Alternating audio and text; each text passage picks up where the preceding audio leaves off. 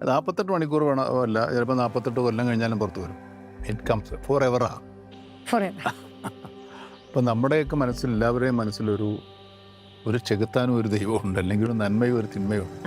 നമ്മുടെ ജീവിതം മര്യാദക്ക് പോകുന്നതിൻ്റെ ഒരു കാരണം തന്നെ നമ്മുടെ ഈ നന്മയും തിന്മയും തമ്മിലുള്ള യുദ്ധത്തിൽ നന്മ ജയിക്കുന്നത് കൊണ്ടാണ് നമ്മൾ നല്ല മനുഷ്യരായിട്ട് പോകുന്നത്.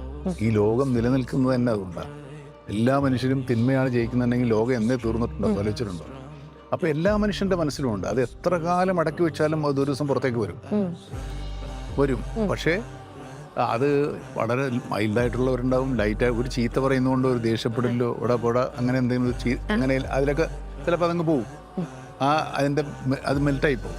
അല്ലാതെ ഭയങ്കരമായിട്ട് വൈരാഗ്യം വെച്ചുകൊണ്ടിരിക്കുന്നവരുണ്ടാവും. ചുമ്മാ ഇതിൻ്റെ നമ്മളെ തിന്മയെ ജയിക്കാൻ പറ്റാത്ത നന്മയുള്ള മനുഷ്യരോടും നന്മയെ ഭരിക്കുന്നതുണ്ടാവും.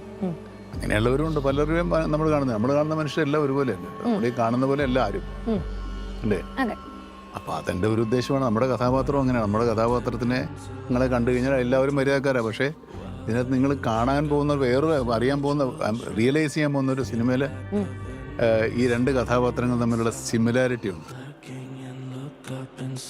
രണ്ട് കഥാപാത്രം ഞാനിപ്പോൾ പറയുന്നില്ല.